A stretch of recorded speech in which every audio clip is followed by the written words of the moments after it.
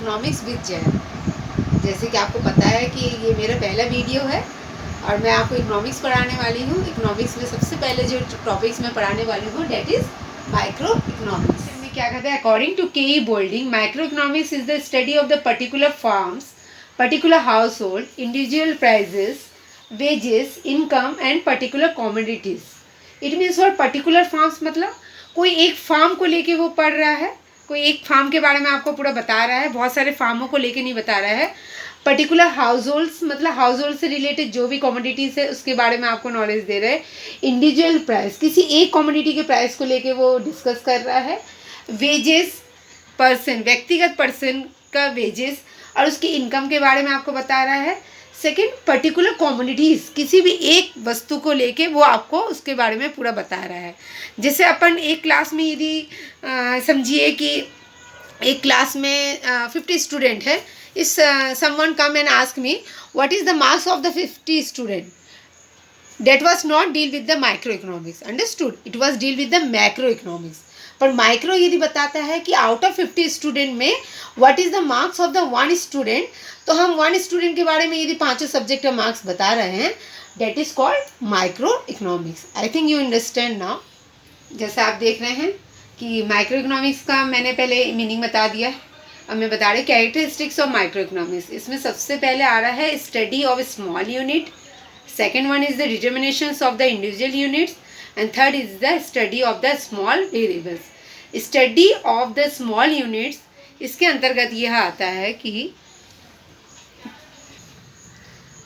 first one is the study of small unit, in that according to this ke bolding says ना कि he study the small unit of the commodity in microeconomics। small units के अंतर्गत क्या आ रहा है बेटू, ये क्या बता रहा है आपको कि जब हम कोई स्मॉल एक यूनिट के बारे में पढ़ाई कर रहा है, बहुत सारे यूनिट्स को एक साथ लेके वो नहीं स्टडी कर रहा है, ओनली वन यूनिट ही टेक और वो उसके बारे में स्टडी करवा रहा है। ठीक है, जैसे अपन ये बहुत सारे यूनिट्स ले लेंगे तो वो एक साथ ये यूनिट्स को स्टडी नहीं करवा रहा, वो एक यूनिट के बारे में आपको सब बताएगा कि what is the characteristics of the small unit, whether you take the wheat और राइस और ग्रेन और पल्सेस और एनी टाइप्स ऑफ कमोडिटी।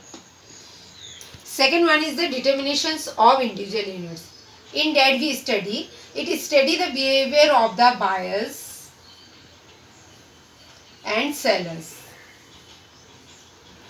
इसमें हमें क्या बता रहा है कि determination of the individual unit में क्या बता रहा है कि जब अपन कोई भी मार्केट में जाते हैं तो उसमें बायर्स और सेलर्स का क्या बिहेवियर रहता है, मैंने वो बायर्स जो खरीदने वाला है वो किस रेट में यूनिट को परचेस करता है और सेलर किस रेट में उस यूनिट को सेल करता है। मतलब एक वन प्राइस वो डिसाइड करता है कि यदि price of the potato is 10 rupees पर केजी, तो इट मीन्स व्हाट, क्या 10 रुपीज़ पर केजी में वो बायर्स वो चीज़ को खरीदने के लिए तैयार होगा, या बायर्स ने बोला नहीं मुझे 8 रुपीज़ पर केजी चाहिए, तो क्या सेलर्स उसको देने के लिए तैयार होगा।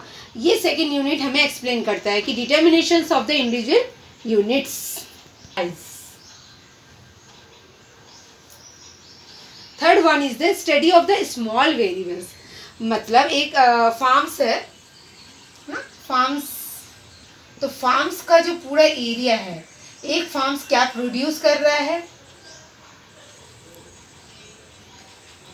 वो उसको मार्केट में कहाँ सेल कर रहा है, वो उसके लिए क्या प्राइस डिसाइड कर रहा है, that was study in the small variables of micro economics.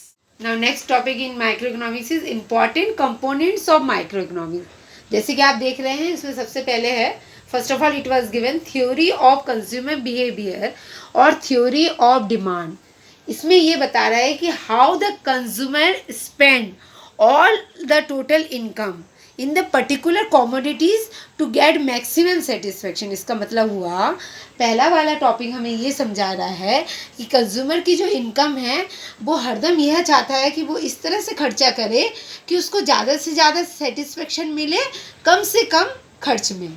ठीक, that's why this topic is also called the theory of demand. Always we know ना कि demand is more when the prices is less, you everyone know that I think ना। तो theory of demand क्या कहते हैं, जब price कम रहता है तो कंज्यूमर का डिमांड ज़्यादा रहता है, और जब प्राइस ज़्यादा रहता है तो कंज्यूमर का डिमांड क्या रहेगा, कम रहेगा। ठीक।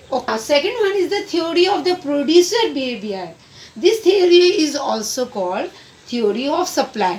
इन डेट वी कैन स्टडी कि प्रोड्यूसर जब कोई चीज़ मार्केट में बेचने के लिए देता है तो वो ये चीज़ का ध्यान देता है कि how to maximise his profit, वो अपने प्रॉफिट को किस तरह से बढ़ाएगा, because it was the just the reverse of the demand.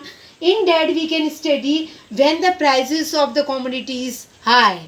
जब चीज़ें ज़्यादा महंगी बिकती है तो कंज्यूमर अपना प्रोड्यूसर अपना वो बिहेवियर क्या करता है, बिहेवियर कैसे रखेगा कि नहीं मुझे ज़्यादा से ज़्यादा प्रॉफिट मिलेगा, तो वो उस समय चीज़ों को बेचने के लिए तैयार हो जाता जब वह देखता है कि नहीं अब मुझे ज़्यादा प्रॉफिट मिलेगा, तो now I sell the commodities. Understood. Last one is the theory of the price. What is the theory of the price? Determine both the demand and the supply. You know, we can study in the demand chapter that